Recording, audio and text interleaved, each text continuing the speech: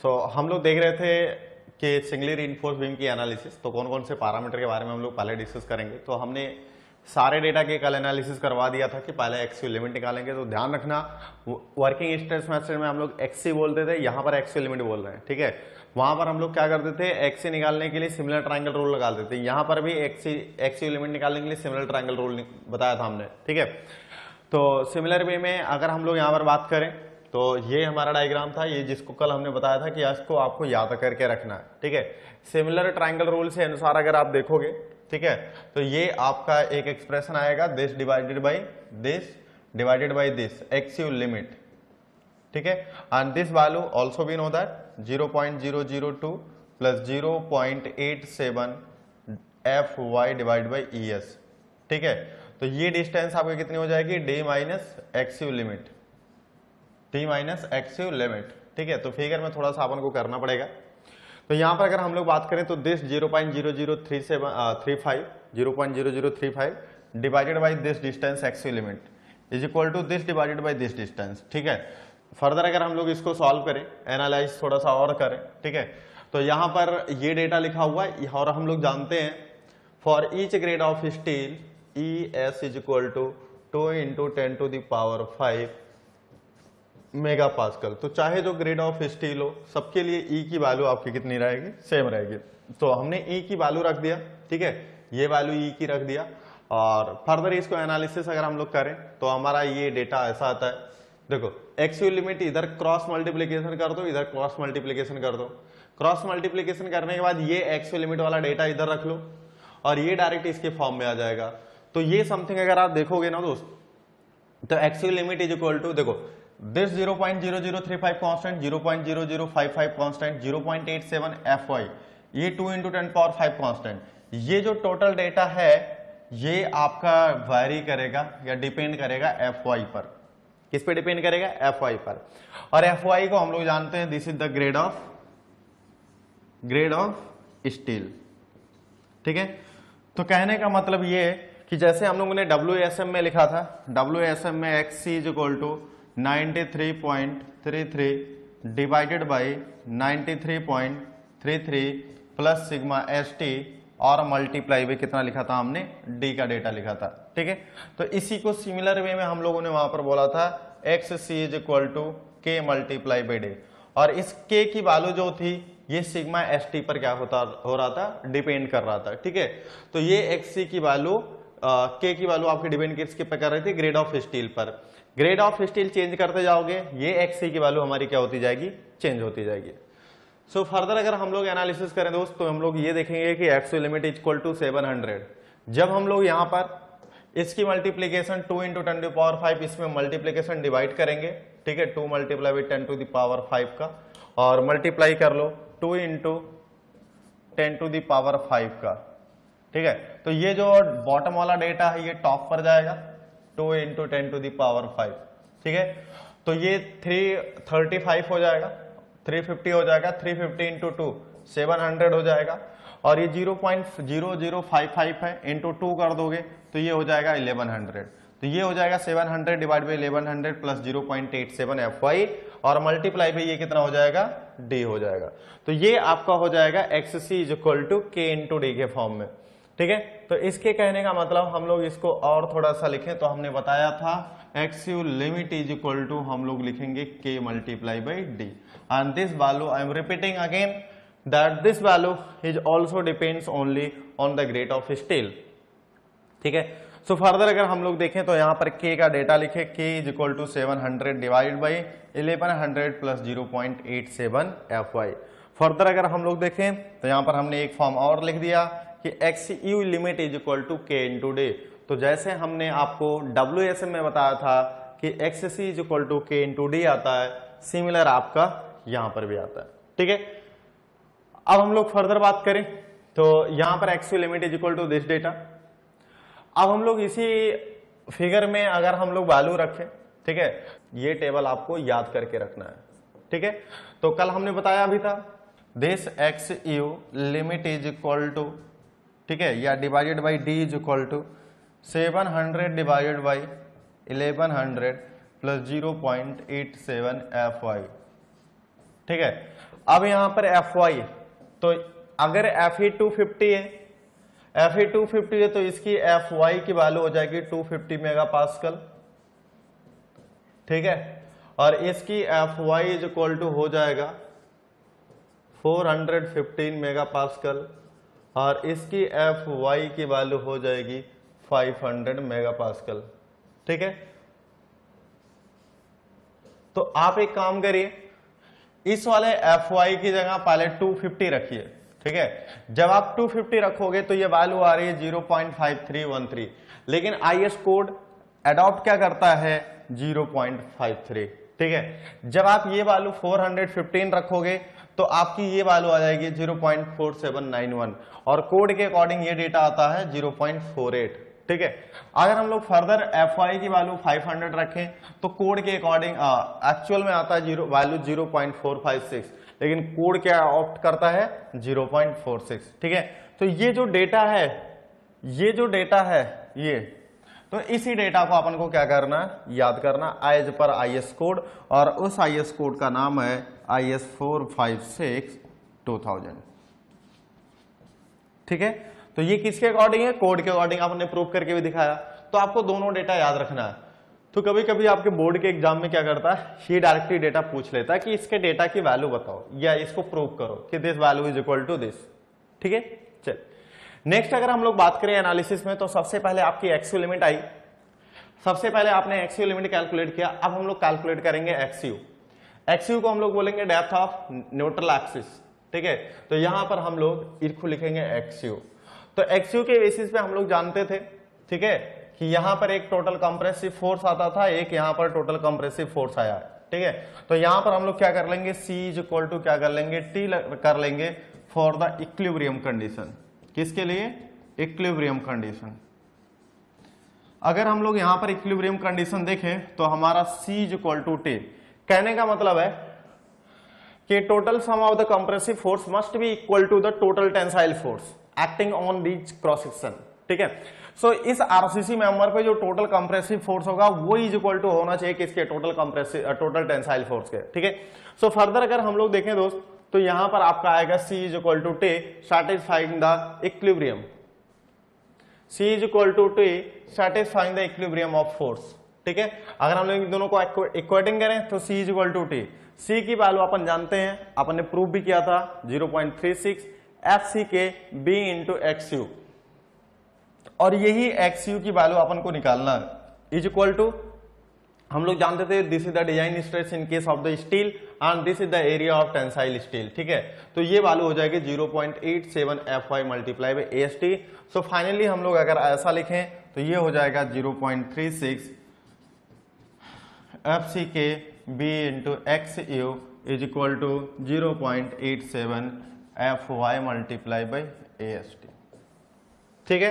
तो यहां पर अगर हम लोग फर्दर बात करें तो यहां से हमारा निकलेगा क्या, XU की वैल्यू, और जैसे ही हमारा XU की वैल्यू निकलेगा, ठीक है, अब आपके पास दो डेटा हो गए, एक XU लिमिट हो गई, एक डेटा हो गया XU लिमिट, ठीक है, और एक डेटा हो गया XU, यानी दो न्यूट्रल एक्सिस के बीच की डिस्टेंस आ गई, ठीक है। एक तो limiting depth of neutral axis और ये डेप्थ ऑफ न्यूट्रल एक्सिस। तो हम लोग को यहां पर क्या करना पड़ेगा, कोड के अनुसार इन दोनों डेटा को हमें क्लासिफाई करना पड़ेगा। अब वो डेटा कैसे क्लासिफाई करना ये अपन जानते हैं, ठीक है। जैसे हम लोगों ने सिमिलर वे में वहां पर देखा था, सिमिलर वे में हम लोगों ने देखा था WSM में कि XC is greater than X है तो under reinforced section, XC is equal to X है तो बैलेंस सेक्शन, अगर हमारा A is greater than X है तो ओवर इनफोर्स सेक्शन। तो सिमिलर वे में हम लोग यहां पर ये बोलेंगे कि XU limit is greater than XU, ठीक है, तो इसको अंडर इनफोर्स सेक्शन, इसको हम लोग क्या बोलेंगे, अंडर इनफोर्स सेक्शन। अगर दोनों की वैल्यू इक्वल टू है तो उसको हम लोग बोलेंगे लिमिटिंग सेक्शन, क्या बोलेंगे, लिमिटिंग सेक्शन। और अगर XU is greater than XU limit तो ओवर इनफोर्स सेक्शन, ठीक है। तो ये तो हमारा सेक्शन क्लासिफिकेशन हो गया, ये हमारा क्या हो गया, सेक्शन क्लासिफिकेशन हो गया। इसके केस में आपके मोमेंट ऑफ रेजिस्टेंस यानी अल्टीमेट मोमेंट कितना होगा, इसके केस में कितना होगा, ठीक है, और इसके केस में कितना होगा। कोड क्या कहता है तीनों केसेस बारे में, ये हमारा डिस्कशन होगा नेक्स्ट पॉइंट, ठीक है।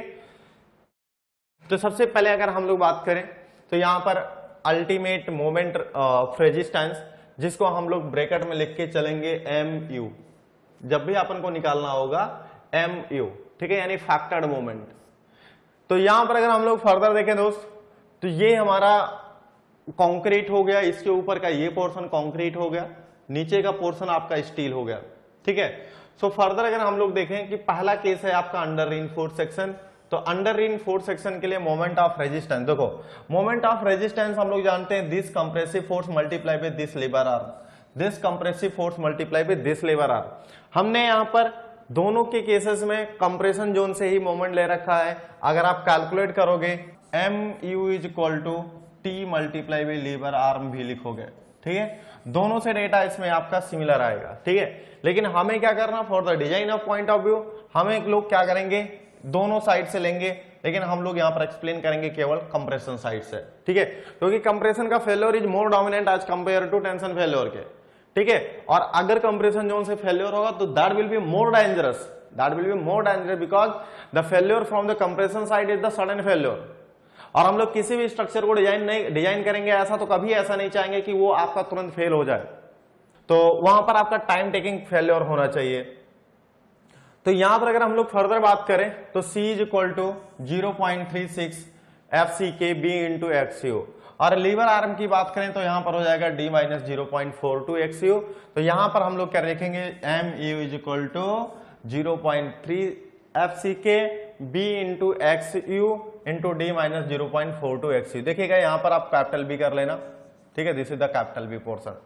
तो 0.36 FCK B into XU D minus 0.42 XU। तो इसके बारे में अपन बहुत अच्छी तरीके से जानते हैं। अब हम लोग बात करेंगे लिमिटिंग सेक्शन के। तो यहां पर MU limit is equal to है C multiply with lever arm. C की वैल्यू वही है आपका 0.36 FCK B into XU limit, दूसरा है आपका lever arm is equal to D minus 0.42 XU limit. तो यहां पर MU लिमिट की अगर हम लोग बात करें दोस्त, तो ये 0.36 FCK B into XU limit multiply by D minus 0, सारा डेटा अपन ने एक्सप्लेन कर रखा था हर पॉइंट के बेसिस पे। अब देखिए यहां पर अब आपका ये डेटा जो आपने निकाला अभी, MU limit is equal to 0.36 FCK B into XU limit multiply by D minus 0.42 XU limit, ठीक है। ये जो डेटा हम लोगों ने लिखा था MU लिमिट के बारे में, ठीक है, तो हम लोग को ये पता है कि ये जो हमारा XU लिमिट है, ठीक है, ये KD के ऊपर डिपेंड करता है। तो XU limit is equal to हम लोग लिख देते हैं यहां पर XU limit is equal to K multiply by D, ठीक है। तो अगर जैसे ही हम लोग ये पैरामीटर लिखेंगे तो हम लोग लिखेंगे MU limit is equal to, यानी limiting moment is equal to 0.36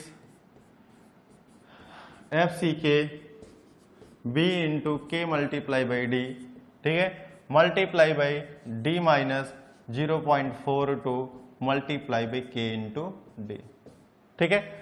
so further अगर हम लोग दोस्त यहां पर देखें तो MU limit is equal to ये आ जाएगा 0.36 मल्टीप्लाई बाई FCK, ठीक है, multiply by B into K। देखिए यहां से D कॉमन है तो ये D स्क्वायर कॉमन ले रहे हैं, 1 माइनस 0.42 K। सो फर्दर अगर हम लोग देखें दोस्तों तो ऐसा लिखेंगे MU limit is equal to 0.36 FCK multiply by, देखो यहां पर ये वैल्यू हम लोग लिख रहे हैं K इंटू 1 माइनस 0.42 K, ठीक है, मल्टीप्लाई बाई यहां पर लिख ले रहे हैं BD का स्क्वायर। तो सिमिलर अगर हम लोग ये डेटा देखें दोस्त, ठीक है, तो ये डेटा देखें तो यहां पर लिखा 0.36 FCK K into 1 minus 0.42 K, और अपन ये भी जानते हैं K is equal to 700 divided by 1100 plus 0.87 FY। So कहने का मतलब ये है कि ये जो डेटा डिपेंड कर रहा था ये ग्रेड ऑफ स्टील पर डिपेंड कर रहा था, ठीक है। तो यहां पर हम लोग K की वैल्यू अगर हम लोग लिखें तो MU limit is equal to लिखेंगे Q multiply by B into D का स्क्वायर, ठीक है। ऐसे सेम एज इट इज हमने WSM में भी लिखा था, ठीक है। तो यहां पर हम लोग लिखेंगे this is valid in case of the LSM, ठीक है। और मोमेंट ऑफ रेजिस्टेंस लिखा था हमने वहां पर for the balance section is equal to QBD का square in case of the WSM। दोनों डेटा को कंपेयर करवा दे रहे हैं, ठीक है। तो यहां पर अगर हम लोग बात करें Q का जो डेटा है LSM में, ठीक है, तो Q का जो डेटा है LSM में वो है आपका Q is equal to 0.36 multiply by FCK multiply by K multiply by 1 minus 0.42 into K। Clear है? इतना तो आपको समझ में आया होगा, ठीक है। अगर हम लोग लिखें यहां पर K की वैल्यू और यहां पर हम लोग लिख लें ग्रेड ऑफ स्टील और यहां पर हम लोग लिख लें Q की वैल्यू, ठीक है। तो अगर हम लोग लिखें ग्रेड ऑफ स्टील तो Fe 250 और ये वैल्यू अपन ने लिखा था, ये वैल्यू अपन ने लिखा था कितना 0.53। अगर हम लोग लिखें यहां पर Fe 415 तो ये वैल्यू अपन ने लिखा था कितना 0.48, ठीक है। और एक डेटा और था अपना Fe 500 तो ये वैल्यू था आपका 0.46, ठीक है। ये Q का वैल्यू कितना आएगा, ठीक है। तो आप क्या करिए यहां पर, आप क्या करिए यहां पर सारे डेटा की वैल्यू रख दीजिए, जैसे Fe 250 की 0.453 यहां पर रख दीजिए, ठीक है। तो यहां पर अगर हम लोग लिखें Fe 250 के लिए तो यहां पर K इक्वल टू 0.53, ठीक है। तो Q is equal to 0.36 FCK की वैल्यू रहने दो मल्टीप्लाई बाई K की value 0.53 multiply by 1 minus 0.42 multiply by 0.53। अब दोनों के डेटा को टोटल कर लीजिए। तो यहां पर दोस्त अगर हम लोग करें इस डेटा को तो 0.36, तो ये वैल्यू आ रही है Q is equal to 0.148 FCK, ठीक है। तो ये वैल्यू कितनी आ रही है 0.148 FCK। तो यानी अगर हम लोग यहां पर देखें तो इसको लिखेंगे 0.148 FCK, ठीक है। अगर हम लोग यही वैल्यू ये चीज ना लिख करके डायरेक्टली यही लिखें MU लिमिट, तो MU limit is equal to QBD square, तो FCQ की वैल्यू इतनी आई तो मल्टीप्लाई में लिख देंगे B इंटू डी का स्क्वायर, ठीक है। सो फर्दर अगर हम लोग देखें दोस्त Fe 415 के लिए तो K की वैल्यू हो जाएगी 0.48, तो यहां पर हो जाएगा Q is equal to 0.36 FCK multiply by K की वैल्यू 0.48 1 माइनस 0.42 मल्टीप्लाई बाई 0.48, ठीक है। तो यहां पर वैल्यू हो जाएगी 0.36 मल्टीप्लाई बाई 0.48 1 माइनस, ये वैल्यू आ रही है 0.1379, इसका मतलब 0.138 FCK। तो ये हमारी वैल्यू आ गई किसकी Q की वैल्यू। सो फर्दर अगर हम लोग यहां पर देखें दोस्त तो लिखेंगे 0.138 FCK multiply by B into D का स्क्वायर, ठीक है। सो फर्दर अगर हम लोग देखें for Fe 500 K is equal to 0.46, ठीक है। तो यहां पर आपकी आ जाएगी Q की value 0.36 multiply by FCK multiply by यहां पर कितना था K की वैल्यू, तो 0.46 multiply by 1 minus 0.42 multiply by 0.46। सो इसको सॉल्व करिए, ये वैल्यू आ रही है 0.1336 FCK, ठीक है।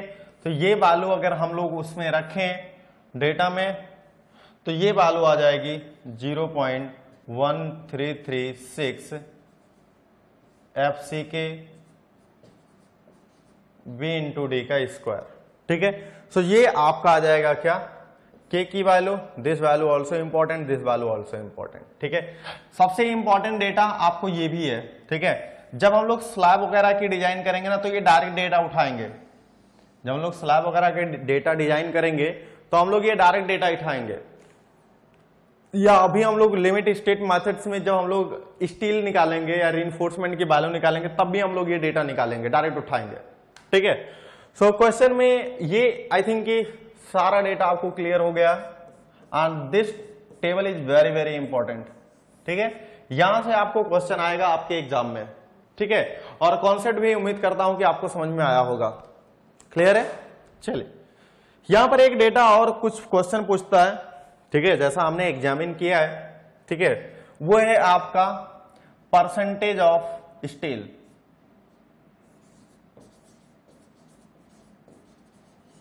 Percentage of steel in case of limiting section.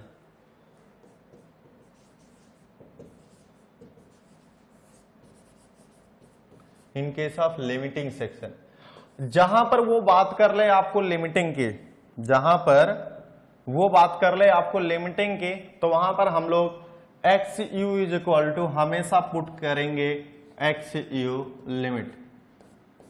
ठीक है, तो यहां पर हम लोग जानते हैं C is equal to T, तो ये हमारी सी की वैल्यू होती है 0.36 multiply by F C K multiply by B into यहां पर हो जाएगा एक्स यू लिमिट। ठीक है, टी की वैल्यू आपकी 0.87 F Y multiply by A S T. ठीक है, तो यहां पर आपको लिमिटिंग जो स्टील आएगा, यानी जो limiting percentage limiting of steel आएगा, उसको हम लोग क्या करेंगे, ठीक है, कि यहां पर अपन रखेंगे X U limit is equal to K D, तो 0.36 multiply by F C K multiply by ये हो जाएगा बी। ठीक है, और मल्टीप्लाई बाई ये के मल्टीप्लाई बाई डी। ठीक है, is equal to 0.87 F Y multiply by ये हो जाएगा आपका A S T. So further अगर हम लोग यहां पर देखेंगे कि ए एस टी, तो परसेंटेज ऑफ यानी पी टी लिमिटिंग। ठीक है, तो परसेंटेज ऑफ स्टील ये है आपका percentage of steel in case of limiting section. ठीक है, तो जब भी आपको ऐसा पूछेगा तो हमें ये कैलकुलेट करना है, और इसकी जो वैल्यू होती है ये हमारा है A S T divided by B into D. Percentage में है तो मल्टीप्लाई भी हम लोग किसकी कर देंगे, 100 की। ठीक है, तो ये परसेंटेज ऑफ लिमिटिंग स्टील आ जाएगा। तो ये चीजें हमें आपको क्या करना है, ध्यान रख के चलना है। तो यहां पर अगर हम लोग देखें तो ये बी रोक लीजिए और ये डी रोक लीजिए। ठीक है, और एएसटी से डिवाइड कर दीजिए, तो यहां पर हम लोग लिखेंगे 0.36 multiply by F C K multiply by, ठीक है, की, और यहां पर 0.87 F Y is equal to ये हो जाएगा A S T divided by B into D. ठीक है, और ये किसके केस में है, लिमिटिंग के। मल्टीप्लाई बाई 100 कर देंगे, मल्टीप्लाई बाई 100 कर देंगे, तो यही आ जाएगा percentage of PT in case of limiting section. 0.36 multiply by F C K multiply by K divided by 0.87 F Y. ठीक है, तो क्वेश्चन में ये पूछा हुआ है। ठीक है, मैंने एग्जाम्स में। ठीक है, तो हमें ये भी डेटा आपको क्या करना है, कैलकुलेट करके चलना है। तो ये सारा कैलकुलेशन हो गया। अब देखते हैं हम लोग, तो ये M U limit is equal to C multiply by lever arm में सी इक्वल टू ये सब तो अपन ने देख लिया। अब देखिए यहां पर ये डायरेक्ट डेटा दे रखा है, यहां पर ये डायरेक्ट डेटा दे रखा है, और हमने अभी जो आपको टेबल दिया वो और भी अच्छे तरीके से था। ठीक है, तो यहां पर अगर हम लोग बात करें तो यहां पर एक टेबल और मैं ऐड कर दे रहा हूं के की वैल्यू। ठीक है, और इस एमयू लिमिट की वैल्यू लिख दे रहा हूं क्यू बी डी स्क्वायर। ठीक है, और Q is equal to 0.36 multiply by F C K multiply by K multiply by 1 minus 0.42 into K. ठीक है, तो K की वैल्यू Fe250 पर कितना आ रहा था, 0.53, इसकी वैल्यू 0.48, इसकी वैल्यू 0.46। ठीक है, इन सारे की वैल्यू रखना, आपका ये डेटा आ जाएगा और ये डेटा अभी अपन ने प्रूव भी किया था। ठीक है, सो हमारे लिए ये table, this is table is very very important for your examination point of view and as well as knowledge point of view. ठीक है, कैसे हमने निकाला, कौन कौन सा डेटा कैसा आया, सारा डेटा अपन ने एक्सप्लेन कर रखा है। क्लियर है यहां तक? ठीक है, तो ओवर रीइंफोर्स्ड सेक्शन में क्या आएगा, देखो ओवर रीइंफोर्स्ड सेक्शन के लिए जो हमारी कंडीशन होती है वो है हमारा x U limit is less than x you. ठीक है, तो देखो यहां पर ऐसे सेक्शन में यानी आपकी जो फेल्योर होगी वो कंप्रेशन फेल्योर होगा, कंप्रेशन फेल्योर, जो कि आपका कैसा होता है अभी बताया हमने, ये भी आपका क्या होता है, सडन फेल्योर होता है। ठीक है, तो IS कोड IS 456-2000 कभी भी ऐसा नहीं चाहता कि हमारा स्ट्रक्चर इस तरीके से डिजाइन हो कि वो सडन कोलैप्स कर जाए या सडन फेल हो जाए। तो ओवर रीइंफोर्स्ड सेक्शन में हमने देखा कंप्रेशन साइड से फेल्योर, जो कि आपका कैसा था, ब्रिटल फेल्योर या सडन फेल्योर। और जो आपका सडन फेल्योर होता तो स्ट्रक्चर आपका अनस्टेबल हो जाता है। क्या हो जाता है? अनस्टेबल हो जाता है। इसलिए IS कोड कोई भी रिकमेंडेशन नहीं देता किसके केस में, ओवर रीइंफोर्स्ड सेक्शन के केस में। तो IS कोड कहता क्या है कि अगर सेक्शन आपका ओवर रीइंफोर्स्ड सेक्शन आ जाए, अगर सेक्शन आपका ओवर रीइंफोर्स्ड सेक्शन आ जाए तो हमेशा हमको रखना है MU in case of over is equal to MU limit. क्या रखना हमें? MU, इससे ज्यादा मोमेंट हम लोग एक्सीड नहीं कराएंगे। क्लियर है? तो this is very important over reinforced section के केस में। ठीक है, ओवर रीइंफोर्स्ड सेक्शन के केसेस में कभी भी आपका MU over should not be exceed the MU limit. ठीक है, तो कहने का मतलब आप अगर LSM से डिजाइन कर रहे हो तो किसी भी सेक्शन में आप लिमिटिंग मूवमेंट से ज्यादा उसकी रेजिस्टेंस कैपेसिटी नहीं बता सकते। तो maximum moment resistance capacity of the structure design by the LSM must be is equal to the MU limit. क्यों? क्योंकि आपका फेल्योर क्या हो रहा है, कंप्रेशन फेल्योर हो रहा है, और कंप्रेशन फेल्योर दोस्त कैसा होता है आपका, सडन फेल्योर होता है। ठीक है, चल सो फर्दर अगर हम लोग यहां पर देखें तो यहां पर वही डेटा हमने लिखा जो अभी MU लिमिट के केसेस में हमने लिखा था। तो MU limit equal to 0.36 FC के B into X limit D minus 0.42 actual limit. ठीक है, तो यहां पर लिखा हुआ in case of the LSM does not allow for the over reinforced section. ठीक है, IS code does not allowed. ठीक है, IS code does not allowed, तो ध्यान रखना, दिस इज वेरी इंपॉर्टेंट। ठीक है, चलो अब ये हमारा सिंगली रीइंफोर्स्ड बीम यहां पर खत्म होता है। ठीक है, उम्मीद करता हूं कि थ्योरी आपको समझ में आया है, और जैसे ही थ्योरी समझ में आया वैसे हम लोग न्यूमेरिकल करेंगे। क्लियर है?